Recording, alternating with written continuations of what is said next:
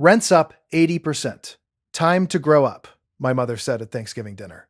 For 2 years, I worked 80-hour weeks, kept her household afloat, missed my kids' birthdays, paid her taxes twice.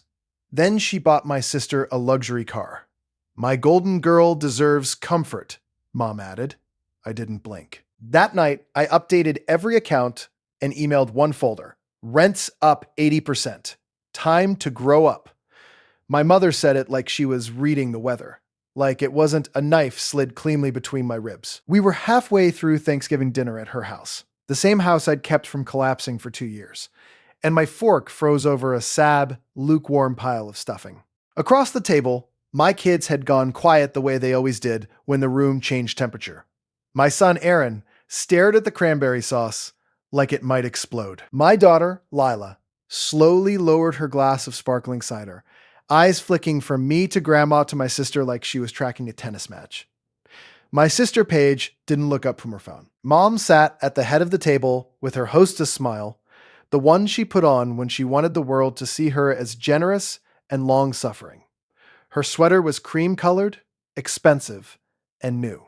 I knew because I paid for it without ever seeing the receipt. You're doing well, Malcolm, she continued, voice sweet as pie crust. You work in, what do you call it? Cosmetics. People always need hair and nails, and I'm a cosmetologist, I corrected automatically, too tired to soften it. She waved her hand. Exactly. Beauty.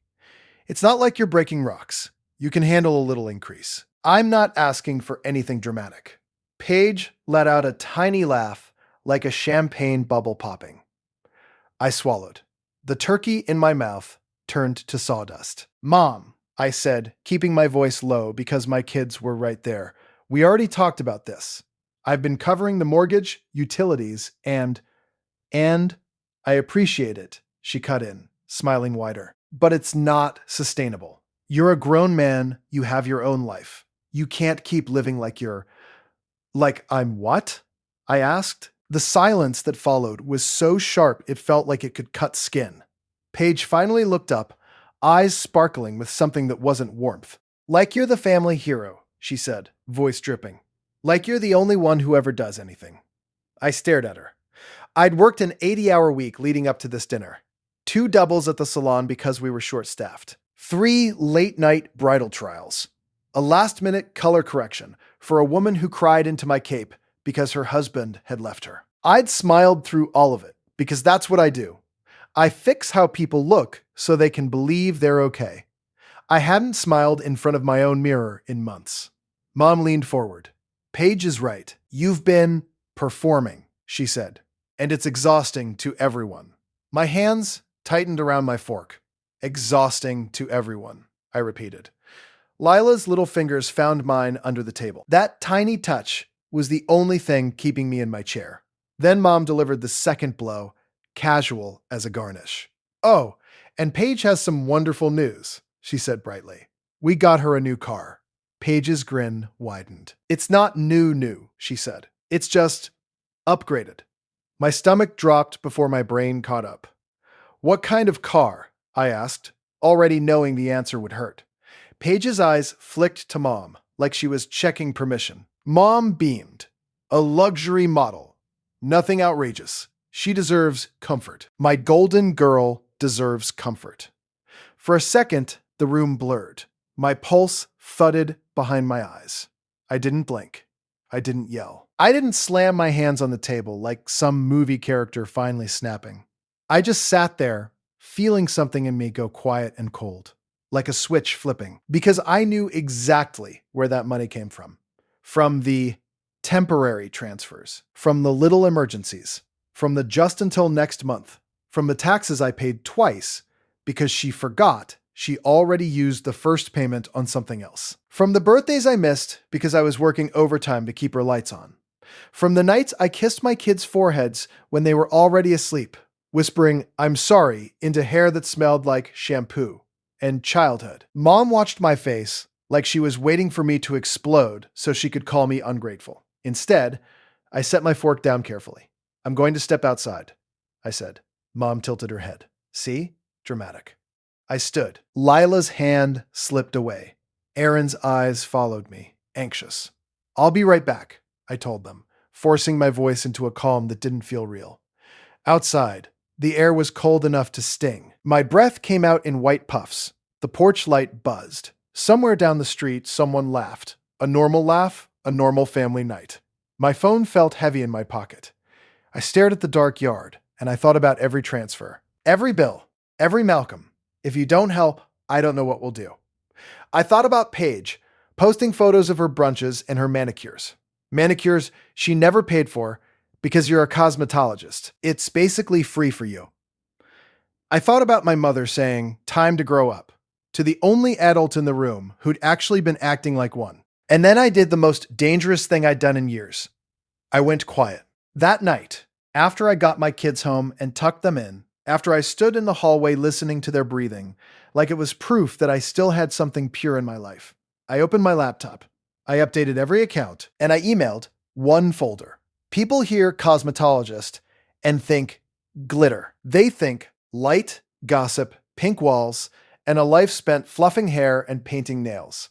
They don't picture the kind of work that leaves your feet throbbing, your wrists aching, your back knotted like rope. They don't picture you standing under harsh salon lights for 12 hours, smiling while a woman tells you her marriage is dying and asks you to make me look like someone who doesn't get left.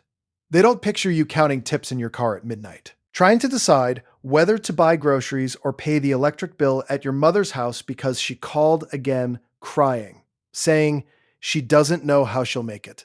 2 years ago, Mom's life blew up in a way that looked like tragedy from the outside. My stepdad, the man she married when I was 14, the man she called the love of my life, got caught with debt he'd been hiding. Credit cards, gambling, some stupid business venture that was basically a money pit. When he left, he didn't just leave emotionally, he left financially too. Mom called me sobbing, saying the mortgage was behind, the utilities were threatening shutoff, and the property taxes were overdue. "I raised you," she said, voice trembling. "I didn't ask for this. I don't deserve this." At the time, I believed her. I was 34, already exhausted from living 2 lives. One life was my kids, Aaron and Leela, who lived with me every other week and depended on me for stability. The other life was the salon, where I'd built a solid reputation. I wasn't famous, but I was good. I was the guy other stylists called when a color correction went wrong. I was the one brides begged for because I could make a messy bun look effortless and expensive. I made decent money. Not luxury car money, but enough to keep my apartment, cover my kids' needs, and maybe save a little if nothing went wrong. Then Mom called, and nothing stopped going wrong. At first, it was small, a few hundred here, a few hundred there. "Just until I get back on my feet," she said. "Just until I find a better job," she said. But my mother didn't find a better job. My mother found a better Malcolm. She started calling me her rock, her lifeline, her good son. And I swallowed it like medicine. Because I wanted to be good. Because my whole childhood was built on the idea that Paige was the bright star and I was the sturdy planet that kept the system from flying apart. Paige was always the golden girl. She was the one who cried and got comfort. She was the one who forgot and got forgiveness. She was the one who struggled and got a safety net. I was the one who handled things. When Paige failed a class, Mom blamed the teacher. When I failed a test, Mom asked why I wasn't applying myself. When Paige needed money for career stuff, Mom found it. When I needed help paying for cosmetology school after my kids were born and my marriage fell apart, Mom told me, "Figure it out. You're smart." So I did. I figured everything out, including how to be the family's emergency fund. The worst part is that it didn't happen with one big dramatic ask. It happened through 1,000 little cuts. Mom would call at 9:30 p.m. with that fragile voice. "Honey, the water heater?" I'd send money. "Malcolm, the HOA fee is late." I'd send money. "The property taxes, they're going to penalize me." I'd send money. Then came the line that changed everything. "It's easier if you just handle it. You're better with money." So I took over. Because that sounded responsible, because it sounded temporary, because it sounded like love. I set up auto payments. I linked accounts. I became the silent engine keeping her house running. I tracked due dates while scheduling highlights. I paid her insurance while remembering my kids' dentist appointments. I did it while working 80-hour weeks because salon income isn't steady. It spikes, it dips, it depends on seasons and clients, and whether you can physically stand another human being asking for just a little more volume. My ex-wife Tessa tolerated it at first. We weren't together anymore, but we were co-parents, and she wanted peace. She wanted the kids to have a father who wasn't constantly on edge. But I started missing things. I missed Erin's 9th birthday because Mom's furnace died and she cried like the world was ending. I took an emergency client to cover the cost, then drove to Mom's house with space heaters and a check, and by the time I got back, Erin was asleep with frosting still on his cheek. I missed Leela's school play because Mom's property tax notice arrived. Red letters screaming, "Final notice." And she said, "If they take my house, Malcolm, I'll die." Tessa sat on my couch afterward, arms folded, and said quietly, "You can't keep sacrificing our kids for your mother's drama." "She's not being dramatic," I snapped, instantly regretting it. Tessa's eyes narrowed. "Malcolm, she's making you choose." "I'm not choosing," I insisted. But I was. Every time my phone rang and I answered, I chose. And the more I chose my mother, the more she demanded. Rent went up. Utilities went up. Unexpected expenses appeared like mushrooms after rain. And Paige? Paige floated above it all, posting photos of her latte art and her self-care Sundays, sending me texts like, "Need nails for tomorrow. Can you squeeze me in?" Also, "Mom said you're handling the electric bill again?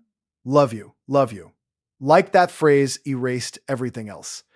Then came the taxes. Year 1, Mom called in March, panicked. "I don't understand these forms," she said. "Your stepfather used to do it." "I'll take care of it," I said. I paid them. Year 2, she called again. Same panic, same trembling voice. "I don't understand why it's so high." I paid them again. Then, 2 weeks later, I discovered she'd accidentally used the first tax payment money on something else and needed me to cover the taxes one more time because they won't accept late payments without penalties. So I paid her taxes twice. When I confronted her, she cried and said, "You're accusing me of stealing?" "No, Mom," I thought. "I'm accusing you of being you." But I didn't say it because I was tired, because I didn't want war, because my kids deserved a father who wasn't always in battle mode. So I swallowed it until Thanksgiving, until the luxury car, until time to grow up. That was when I finally understood. My mother didn't want me to grow up. She wanted me to keep being small enough to fit into her story. The story where she's the struggling saint, and I'm the dutiful son, and Paige is the precious princess who deserves comfort. And that's when the folder came in. Because I hadn't just been paying bills. I'd been collecting receipts. Not because I planned revenge. Because something in me, some quiet, exhausted part, knew I'd need proof someday. Every transfer, every autopay, every emergency, every message, every tax confirmation email, every screenshot of Paige bragging about expensive purchases right after Mom asked me for a little help. I didn't realize I was building a case, but I was. Thanksgiving night, after I hit send, I sat in my kitchen with the lights off and watched the glow of the laptop screen reflect in the window like a ghost. The folder went to 3 places. My bank, because I wasn't going to be surprised again. My accountant, because I wasn't letting my mother drag my name into anything messy. A lawyer, because I'd learned the hard way that family doesn't protect you. Paperwork does. The folder had a simple name: Malcolm, Household Support 2024 to 2026.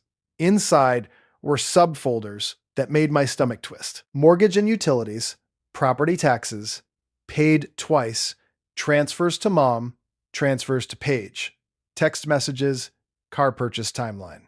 That last one hurt the most. Because once I dug, really dug, I found the pattern. The day Mom told me rent went up 80%, 2 days earlier, Paige had been at a dealership. I had the time-stamped photo from her Instagram story, the one she posted for close friends, and forgot I was still on the list. A glossy black steering wheel, a designer handbag on her lap. The caption, "Manifesting upgrades." My mother didn't tell me rent went up because rent went up. My mother told me rent went up because Paige wanted a car, and my money was the easiest way to make it happen.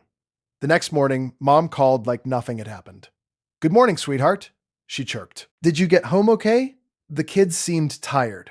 I stared at my phone, jaw clenched. "I updated the accounts," I said. A pause. "What does that mean?" she asked, voice shifting just slightly. "It means the auto pays are off," I replied. "It means you won't be able to move money around anymore. It means the mortgage won't come out of my account." Her breathing changed. "Faster, sharper. Malcolm," she said slowly, like she was talking to a child holding a glass too close to the edge of a table. "Don't be ridiculous." "I'm not," I said. "I'm done." Silence. Then the first tactic. Laughter. "Oh my God," she scoffed. "This is about Paige's car, isn't it? You're jealous." I almost laughed. The audacity was so clean, it was almost impressive. "I'm not jealous," I said quietly. "I'm tired." Her voice sharpened. "So now you're punishing me because your sister finally has something nice?" Punishing. Like I'd been giving out of spite, not survival. "I worked 80-hour weeks," I said, my voice cracking despite my best effort. "I missed my kids' birthdays. I paid your taxes twice." "You offered," she snapped. There it was. That phrase, "you offered," the magic eraser that turned exploitation into generosity. "I offered when I believed you were drowning," I said. "You weren't drowning, Mom. You were shopping." I heard her inhale like she was about to cry, but I knew her too well now. I could practically see her eyes flicking upward, calculating. "Malcolm," she whispered, suddenly soft, "I'm your mother." "I know," I said. "After everything I did for you," she continued, voice trembling, "you're going to abandon me? Do you want your children to see you treat your own mother like this?" My fingers tightened around the phone. "My children." I said, "Steady now," have watched me cancel plans because grandma needs help more times than they should have. They've watched me cry in the bathroom because I was trying to choose between paying your bills and buying them winter coats. "That's dramatic," she snapped, flipping back. "No," I said. "That's my life." Then Paige entered the chat. My phone buzzed with her name. Paige. "Mom says you're doing something crazy. Don't overreact about this. Psycho." I stared at the word until the letters blurred. I didn't reply. I didn't argue. I didn't defend myself. I did what I should have done a long time ago. I kept moving. That afternoon, I drove to Mom's house. Not to apologize, not to negotiate, but to collect what was mine. I'd left a lot there over the years. Tools, paperwork, a box of my kids' baby clothes that Mom insisted she'd store safely. My grandfather's old watch, the only thing he left me, that Mom had borrowed and never returned. When I pulled into the driveway, Paige's new luxury car was parked like a trophy. It gleamed in the sunlight. It looked like betrayal made metal. Mom flew out the front door before I even turned off the engine. "What are you doing here?" she demanded. I stepped out slowly, getting my stuff. "This is harassment," she snapped. I almost smiled. "No, Mom. Harassment is calling someone 100 times a week for money and guilt." Her cheeks flushed. "How dare you?" Paige appeared behind her, sunglasses on like she was some celebrity being bothered by a fan. "Seriously?" Paige said. "You're doing this now? Over a car?" "It's not over a car," I said. "It is," Paige insisted. "You just hate that Mom finally prioritizes me. You've always needed to be the favorite." I stared at her. For a second, I saw her as a kid again. The little girl who cried and got hugged while I got told to stop being sensitive. The teenager who got a car at 16 while I took the bus to school. The adult who never learned to carry her own weight because she never had to. "You think this is about being the favorite?" I asked quietly. Paige shrugged. "It kind of is." Mom stepped forward, eyes hard. "You're not taking anything out of this house," she said. "Not until you fix what you broke." I laughed once, sharp and humorless. "I didn't break anything," I said. "I just stopped holding it together." Mom's mouth opened, ready to unleash the full storm. But I was done bracing for weather. I walked past them, into the house. They followed, shouting, "Malcolm, this is insanity. You're embarrassing yourself. You're going to regret this. My hands shook as I opened the closet where I kept my stuff. The box of baby clothes was there, half crushed. The watch was not. Where's Grandpa's watch? I asked, turning. Mom blinked. What watch? The one you borrowed, I said. The one you promised you'd keep safe. Paige rolled her eyes. Oh my God, are we doing this sentimental nonsense now? I stared at my mother. Where is it? Mom's jaw tightened. Maybe I sold it, she said coldly. Maybe I needed money. Maybe if you hadn't. My vision flashed white. I didn't move toward her. I didn't scream. I just took a slow breath and did something that felt like stepping off a cliff. I know, I said. She frowned. Know what? I know you sold it, I said, voice calm in a way that startled even me. I found the transaction, the deposit, the date. I have the screenshot. Paige's face flickered for the first time. Surprise. Fear. Mom's eyes narrowed. You've been spying on me? I've been surviving you, I corrected. Her voice rose. You had no right. I had every right, I said, cutting in. Because you've been using my money and my name like they belong to you. Mom's hands shook. You're ungrateful. Paige stepped forward, voice sharp. You're doing this because you're miserable. Because your life is miserable. You're a hair guy, Malcolm. That's all you are. You make people pretty. You're not some hero. That one landed deeper than I expected. Not because I believed her, but because it revealed exactly how they saw me. Not as a father, not as a man, as a service, a tool, a wallet. I looked at Paige's luxury car keys hanging from her fingers. I looked at Mom's expensive sweater. I looked at the house I'd paid for like it was my second mortgage. Then I pulled out my phone and opened my email. Mom leaned in, suspicious. What are you doing? I'm sending something, I said. Paige snorted. To who? The cops? Because you're mad Mommy bought me a car? I didn't answer. I hit send. Mom's phone chimed first, then Paige's, then my own. Because I'd CC'd everyone, Mom's mouth opened as she read the subject line, RE, Household Support Summary, and Termination of Payments. Attached, a PDF. Inside, every payment, every date, every account, every emergency, every instance of money leaving my life to keep theirs comfortable. A clean spreadsheet. Totals. Notes. Receipts. At the bottom, one sentence. Effective immediately, all financial support ends. Any further requests must be submitted in writing to my attorney. Mom's face went pale. Paige's lips parted. What is this? This, I said, voice steady, is what you cost me. Mom's eyes snapped up.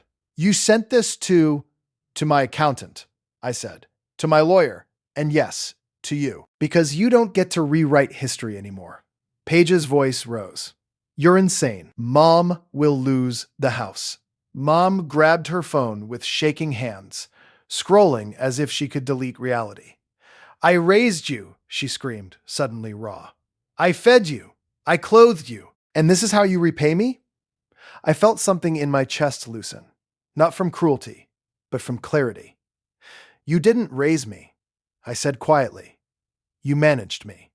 You used me. And I let you. Her eyes widened like I'd slapped her. Paige lunged forward. You can't do this. You can't just cut us off. Watch me, I said. Mom's voice turned icy. You'll regret this. Your children will regret this. You think you're teaching them boundaries? You're teaching them betrayal. I thought of Aaron's frosting-smeared cheek, Lila's school play, their small hands searching for mine when the room got tense. No, I said. I'm teaching them that love doesn't require self-destruction.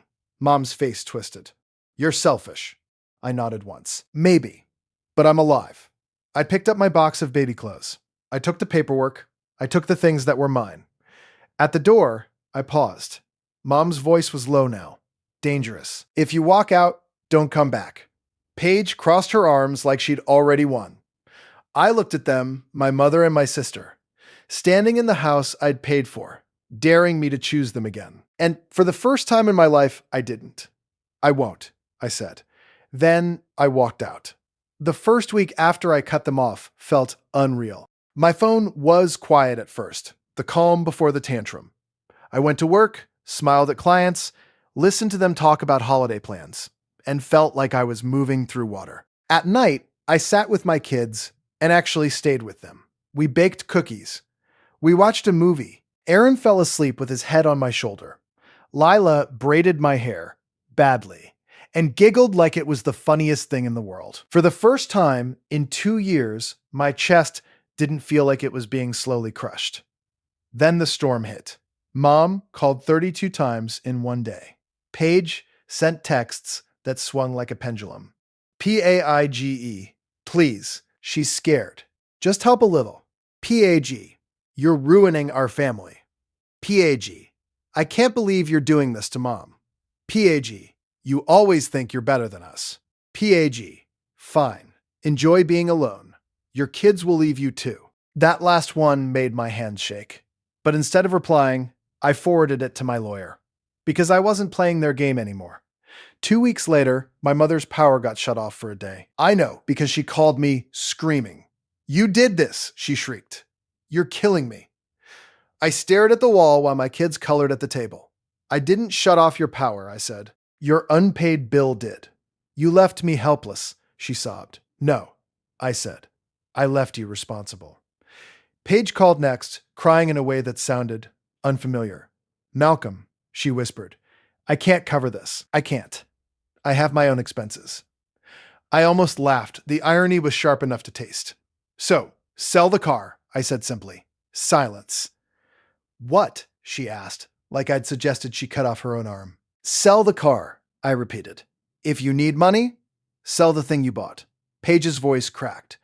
Mom said it was for me. She said I'd pay, I finished. Paige inhaled shakily. You're not going to help at all? I looked at Aaron, tongue stuck out in concentration, as he colored. I looked at Lila's small hands, smudged with marker. I'm helping my kids, I said, for once. Then I hung up. The weirdest part of cutting them off wasn't the anger, it was the grief. Because I didn't just lose them. I lost the version of them I'd been chasing. The mother who might one day say, I'm sorry, and mean it. The sister who might one day treat me like a brother instead of a resource. I grieved people who didn't really exist. But I also found something I hadn't felt in years, space. With the money that stopped bleeding out of my account, I caught up on my own bills. I replaced the bald tires on my car. I opened a savings account labeled Kids and watched it grow like a tiny miracle. I even cut my salon hours down, not because I didn't need money, but because I finally understood that my children needed me more than my mother needed my paycheck. One night, after I tucked them in, Tessa texted. Lila said you came to her class today. She was glowing. Thank you. I stared at that message for a long time. Because she was right. I'd gone to Lila's class. I'd sat in a tiny chair. I'd watched her stand up and read her paragraph, voice trembling, eyes searching the room until she found mine. When she did, she smiled. This big, proud smile, like she'd been waiting for me to appear in her life again. And I had. Meanwhile, Mom's world shrank. Her friends started asking questions. Church ladies started whispering, not because I was cruel, because my mother couldn't resist telling everyone her son abandoned her. She wanted sympathy, but sympathy has a shelf life. And reality was louder than her story. 3 weeks after the shutoff, I got an email from someone I didn't expect, Paige's boyfriend, the one who always acted like he was doing me a favor by tolerating me at family dinners. Subject line, question about finances. Inside, Malcolm, Paige showed me the spreadsheet you sent. I had no idea you were covering that much. I'm trying to understand what's actually going on here. Can we talk? I stared at the screen, pulse steady, because that's what the folder did. It didn't just expose my mother. It exposed the system. People love to call you dramatic until you show them numbers. We met at a coffee shop. Paige didn't come. She couldn't, not without her armor. Her boyfriend looked uncomfortable, hands wrapped around a cup like it was the only thing keeping him grounded. She told me you were petty, he admitted, that you were mad about the car. I slid my phone across the table and showed him a screenshot. Paige's manifesting upgrade story, time-stamped before Mom's rent speech. His jaw tightened. Then I showed him the totals. 2 years of payments. His face drained of color. She said Mom was struggling, he whispered. She is, I said, but not the way she wants you to believe. He swallowed hard. Paige doesn't have savings. I nodded once. I know. He leaned back, staring at nothing. This is insane. It's just Tuesday for me, I said. He flinched, like that line hurt. Because it should have. When we left, he didn't promise anything dramatic. He didn't swear he'd fix Paige. He just looked at me and said, "You didn't deserve this." That sentence, simple, factual, landed like a hand on my shoulder. A month later, I got another message. Not from Mom, not from Paige, from my mother's mortgage company. A letter informing her of late payments and potential foreclosure steps. I stared at it for a long time. Then I forwarded it to my lawyer, and I did nothing else, because doing nothing was the boundary. And boundaries feel like cruelty to people who were living off your lack of them. It's been long enough now that the silence doesn't scare me. My mother still tells people her story. In her version, she's the victim of a cold-hearted son who changed after he got full of himself. Paige still posts photos, though fewer. The luxury car disappeared from her feed like it never existed. I don't know if she sold it, returned it, or simply stopped showing it because it didn't get the reaction she wanted. I do know this. The world didn't end when I stopped paying for theirs. Mine began. I'm still a cosmetologist. I still stand on my feet all day. I still listen to people talk about their lives while I shape their hair into something they can live inside. But now, when I come home, I'm not stepping into a second shift of emotional debt. I'm stepping into my kids' laughter. Aaron talks more now. He doesn't look at me like he's waiting for me to leave mid-conversation because my phone rang. Lila doesn't ask, "Are you working again?" with that tiny broken voice. I go to their events. I show up. I'm there. And I've learned something that feels obvious now, but took me years to accept. I'm not responsible for the consequences of other people's choices. Not my mother's, not my sister's, not anyone's. I'm responsible for my own, for my kids, for the kind of man I want them to see when they look at me. The night I sent that folder, I thought I was starting a war. But I wasn't. I was ending one. And sometimes the strongest thing you can do isn't yelling or fighting or proving yourself. Sometimes it's just closing the wallet, locking the door, and finally saying no. Not because you don't love them, but because you finally love yourself enough to stop being their bank.